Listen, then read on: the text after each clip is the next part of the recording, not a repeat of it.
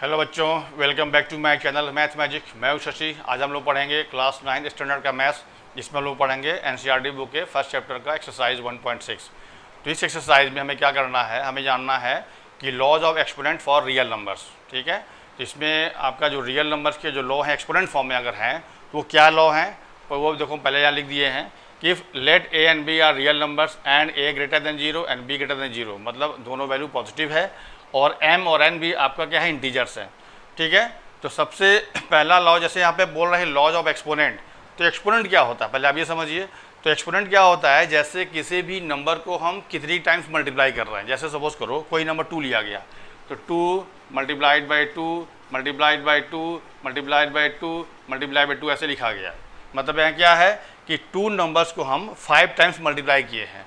तो इसको हम एक्सपोनेंट फॉर्म में कैसे लिखेंगे, तो जिस नंबर को हम मल्टीप्लाई कर रहे हैं वो कहलाता है बेस, और वो नंबर कितनी बार मल्टीप्लाई हो रहा है उसको बोलते हैं पावर या एक्सपोनेंट। तो इसको हम लोग एक्सपोनेंट फॉर्म में कैसे लिखेंगे, जिसको मल्टीप्लाई कर रहे हैं वो बेस, मतलब ये 2 हो गया बेस, और पावर का मतलब इसके पावर ऊपर लिखा जाएगा कितनी बार मल्टीप्लाई हुआ। तो ये आपका 2 देखिए 5 टाइम्स मल्टीप्लाई हुआ है, तो इसको लिखा जाएगा 2 की पावर 5। कैसे पढ़ेंगे, 2 टू द पावर 5 या 2 raise to the power 5।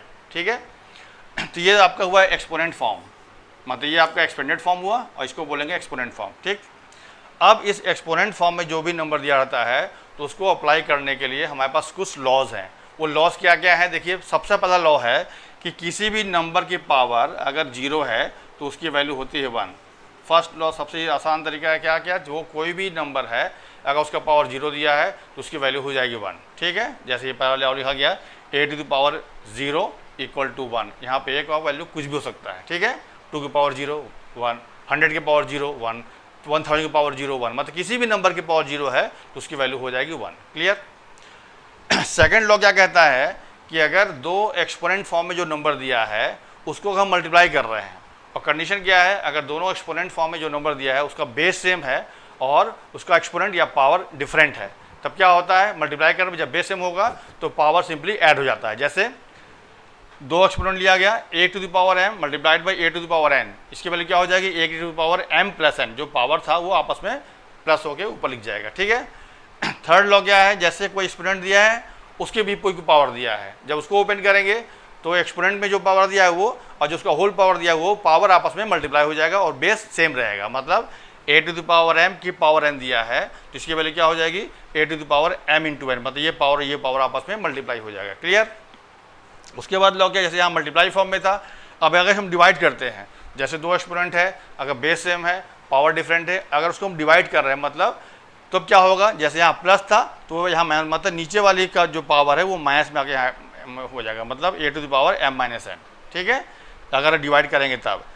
Fifth law क्या है कि अगर दो एक्सपोनेंट मल्टीप्लाई कर रहे हैं, दोनों का बेस डिफरेंट है लेकिन पावर सेम है, यहाँ देखिए बेस अलग अलग है a और b, अब पावर में m और m दोनों लिखा है तो इस दोनों का बेस मल्टीप्लाई हो जाएगा, अब पूरे के पावर लग जाएगा जो पावर दिया है, मतलब a b to the power m। जैसे यहाँ पावर में m दिया था, यहाँ भी m दिया है और a और b अलग अलग बेस है तो a b की पावर हो जाएगा m। ठीक, अब जैसे पहले में पढ़ते चले हैं, जैसे √2, जैसे कोई नंबर ऐसे लिखा है √2 तो इसको पावर में कैसे लिखते हैं, 2 की पावर 1/2 लिखते हैं ना, ये पहले पढ़ते चले आ रहे हैं। जैसे मान लो लिखा है 4 की पावर ऐसे लिखा है, मान लीजिए ये यहाँ पे जब लिखते हैं इसको पढ़ते हैं क्यूब रूट, मतलब जो रूट के अंदर जो नंबर वैल्यू लिखी हुई है, ये 3 लिखा है तो उसको बोलेंगे क्यूब रूट ऑफ 4, मतलब फिर क्या लिखेंगे ऐसे पावर के फॉर्म में 4 की पावर 1/3, मतलब जो यहाँ पे लिखा, मतलब यहाँ जब रूट क्यों लगा है इसका मतलब यहाँ 2 है जो कि 2 हम लोग लिखते नहीं हैं, तो ये पावर में 1/2 हो गया। अगर यहाँ पे पावर में यहाँ पे इसको पढ़ेंगे क्या, क्यूब रूट ऑफ 4 तो हो जाएगा 1/3। जैसे इसी तरह से यहाँ पे ये लॉ हो गया कि इसको क्या पढ़ेंगे, nth रूट ऑफ a, मतलब यहाँ रूट के अंदर में n लिखा हुआ है तो इसकी वैल्यू क्या हो जाएगी, a के पावर 1/n। समझ में आ रहा है।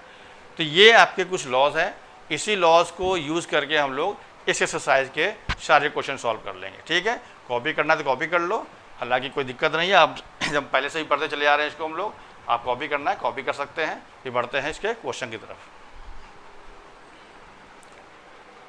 तो देखिए आज का पहला क्वेश्चन क्या है, फाइंड। इसमें 3 पार्ट दिया हुआ है, पहले पार्ट में 64 to the power 1/2, second part में 32 टू द पावर 1/5 और थर्ड पार्ट में 125 टू द पावर 1/3। ठीक है। ऐसे क्वेश्चन हम कैसे करेंगे, पहले जो बेस दिया है उसको पहले हमको एक्सपोनेंट फॉर्म में कन्वर्ट करना होगा, उसके बाद हम रूल लगाएंगे। तो एक्सपोनेंट फॉर्म में कन्वर्ट कैसे करते हैं, जो बेस दिया है उसको हम लोग क्या करेंगे, उसका हम लोग प्राइम फैक्टराइजेशन करेंगे। ठीक है, जैसे यहाँ पे पहला क्वेश्चन दिया है, पहला क्वेश्चन है 64 टू द पावर 1/2।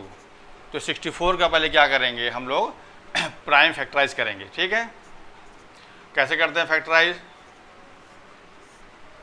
छोटे नंबर्स काटिए तो 2 से कटेगा, तो 2 3 जा 6, 2 2 जा 4। ठीक है, फिर 2, ये क्या हो जाएगा 16, फिर 2 से काटिए, ये हो जाएगा 8, फिर 2 से काटिए, ये हो जाएगा 4, फिर 2 से काटिए, ये हो जाएगा 2, फिर 2 से काटिए, ये हो जाएगा 1।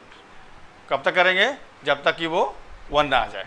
ठीक है, अब देखिए इसका मतलब क्या हुआ, कितनी बार आया, 64 को लिख सकते हैं कैसे, मतलब इसका मतलब क्या हुआ, 64 को लिख सकते हैं हम लोग हैं 2 × 2 × 2 × 2 × 2 × 2, 1 2 3 4 5 6 टाइम है, तो 1 2 3 4 5 6 हो गया। अब क्या बताएं, जो नंबर को हम मल्टीप्लाई करें वो बेस हो जाता है, और कितनी बार मल्टीप्लाई होता है वो हो जाता है एक्सपोनेंट या पावर, तो ये हो जाएगा 2 की पावर 6। ये बात समझ में आ गई। तो अब यहाँ पे हम क्या करेंगे, इसको लिख सकते हैं 2 की पावर 6 का होल पावर है 1/2। ये बात समझ में आ गई। तो ये काम आपको रफ में चेक कर लेना है। ठीक है, ठीक।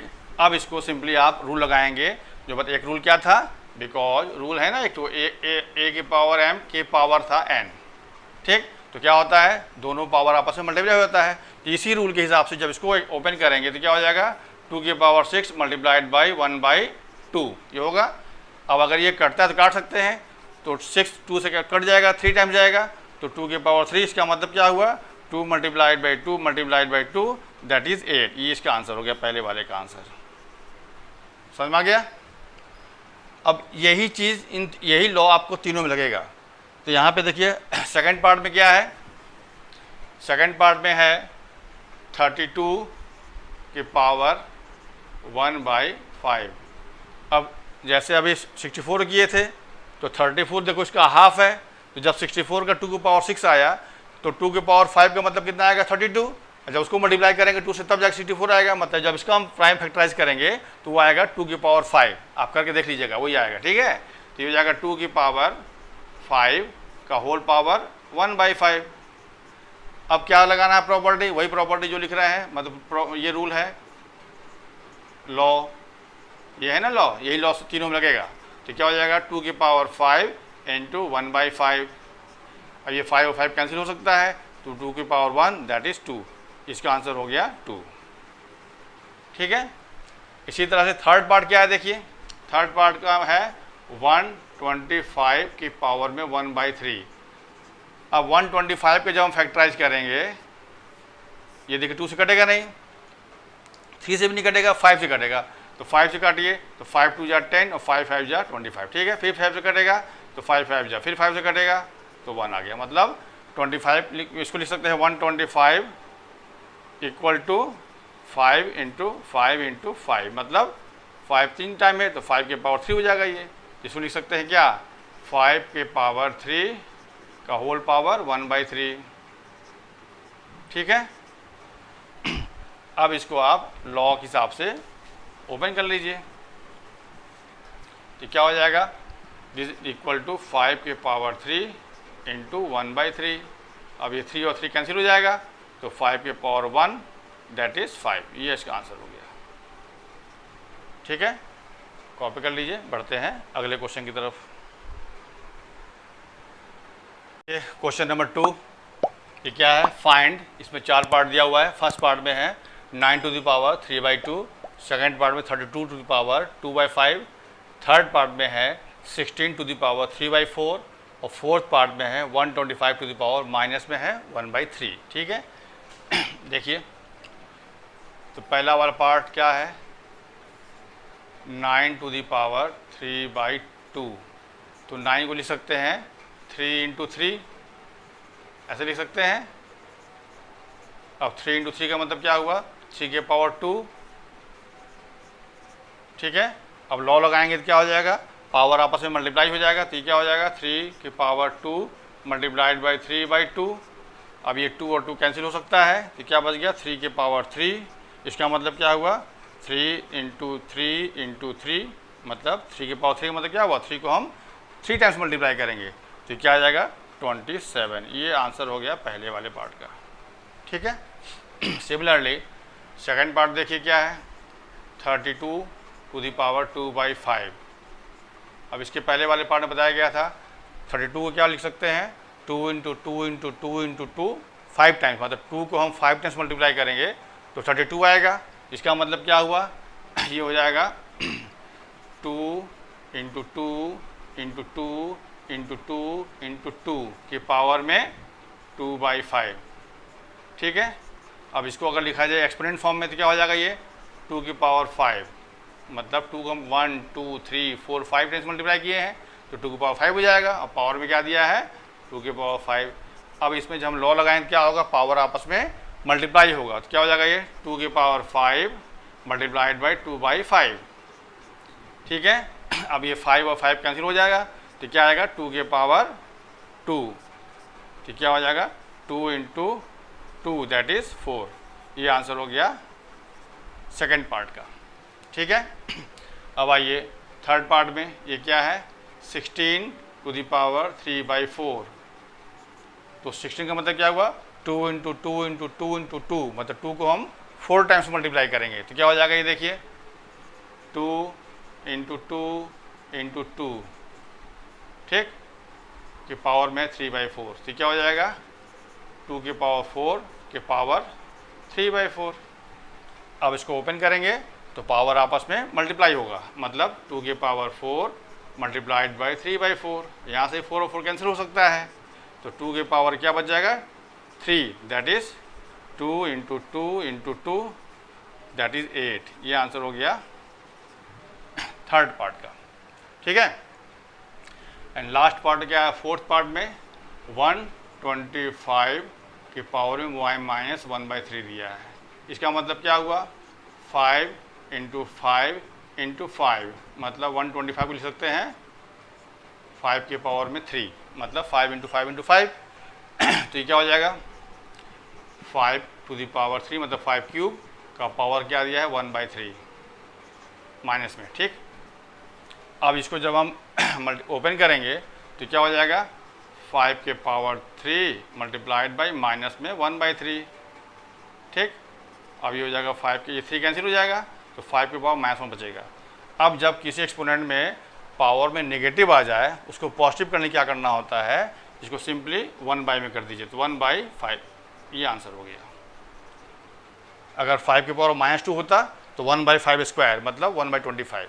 5 के पावर -3 होता तो 1/5 के पावर 3, मतलब 1/125 एंड सो ऑन। ठीक है। तो ये आप चारों पार्ट का आंसर हो गया। कॉपी कीजिए। अब बढ़ते हैं अगले क्वेश्चन की तरफ। अब देखिए क्वेश्चन नंबर 3 क्या कह रहा है सिंप्लीफाई। 4 पार्ट दिया हुआ है। पहले पार्ट में 2 टू द पावर 2/3 डॉट मतलब multiply 2 to the power 1/5। Second part में 1/3 की पावर 3 का होल पावर 7 दिया हुआ है। थर्ड पार्ट में 11 to the power 1/2 divide by 11 to the power 1/4।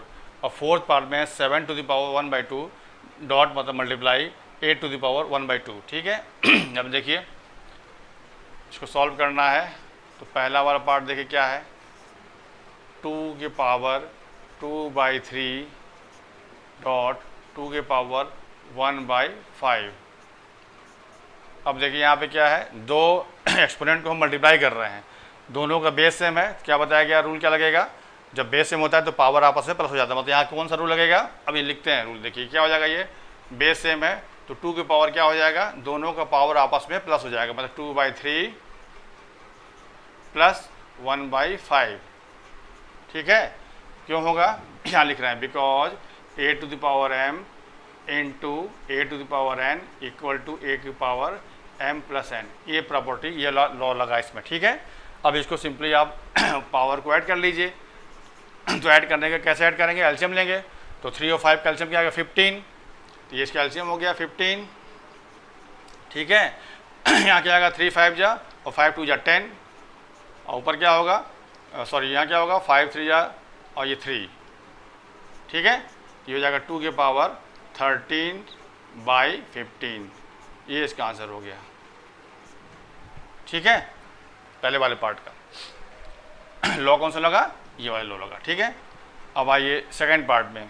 Second part में क्या है देखिए, 1/3 की पावर 3 मतलब 3 क्यूब का होल पावर दिया हुआ 7। ठीक है, तो जब क्या करना है देखिए, जब ये नीचे दिया हुआ इसको ऊपर ले जाएंगे, तो बताए थे अभी कोई भी एक्सपोनेंट को अगर हम नीचे से ऊपर करें चाहे ऊपर से नीचे करें तो पावर का साइन बदलता है।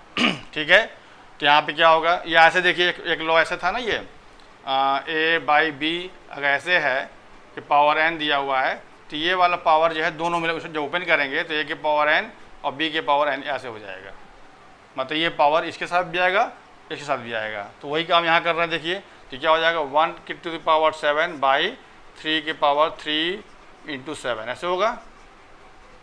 अब 1 के पावर कुछ भी रहे उसको वैल्यू हमेशा 1 आएगी। 1 to the power any number, zero को छोड़ दें, कोई भी नंबर होगा उसकी वैल्यू क्या आएगी, 1, मतलब पॉजिटिव में। तो 1 के पावर 7 क्या हो जाएगा, 1। तो क्या हो जाएगा, और नीचे क्या आएगा, 3 की पावर 21। ठीक है, इतने पर रहने दीजिए। अज्ञास को हम ऊपर ले जाएंगे तो पावर, इसका पावर का साइन बदलेगा, मतलब प्लस में है तो माइनस में हो जाएगा, तो हो जाएगा 3 की पावर -21। ये आंसर इसका हो गया सेकंड पार्ट का। ठीक है, मतलब इसमें रूल आपको ये लगा, मतलब A/B के पावर अगर n है तो A के पावर n भी होगा और B के पावर n भी होगा, मतलब ये पावर ऊपर और नीचे दोनों पे काम करेगा। तो 1 के पावर 7 और 3 के पावर 3 × 7, तो 1 के पावर 7 की वैल्यू हो जाएगी 1, और ये पावर आपस में मल्टीप्लाई हो गया तो 3 के पावर 21। और जब इसको ऊपर करेंगे तो इसका पावर का साइन बदलेगा, मतलब प्लस है तो माइनस हो जाएगा। क्लियर। अब आइए थर्ड पार्ट में। थर्ड पार्ट क्या है, 11 to the power 1/2 divide by 11 to the power 1/4। अब यहाँ प्रॉपर्टी जो लगेगा क्या है देखिए, डिवाइड वाला, जैसे यहाँ मल्टीप्लाई वाला था अब यहाँ पे लगेगा डिवाइड वाला, मतलब ऐसे जब दो एक्सपोनेंट को अगर हम डिवाइड कर रहे हैं, अगर दोनों का बेस सेम है तो उसका वैल्यू क्या होता है, बेस वही रहता है और ऊपर वाले में से नीचे वाले के पावर माइनस हो जाता है। ठीक, मतलब A के पावर m-n। अब वो प्रॉपर्टी यहाँ लगाएंगे, देखिए दोनों का बेस सेम है 11 और पावर अलग अलग है, तो इसकी वैल्यू क्या हो जाएगा उस प्रॉपर्टी से, जो ये प्रॉपर्टी लिखा गया इससे क्या हो जाएगा, इसका वैल्यू 11 to the पावर क्या होगा 1/2 - 1/4। ठीक है, अब इसको भी हम एलसीएम लेके माइनस कर लें तो क्या हो जाएगा, ये 11 to the पावर एलसीएम कितना का 4, तो यहाँ हो जाएगा 2 और यहाँ होगा -1, तो हो जाएगा 11 to the पावर 1/4। अब कुछ नहीं होगा, इसको ऐसे ही छोड़ दीजिए आप, इसका आंसर हो गया। ठीक है, अब देखिए लास्ट पार्ट, इसका फोर्थ पार्ट क्या है, 7 to the पावर 1/2 डॉट मतलब मल्टीप्लाई 8 to the पावर 1/2।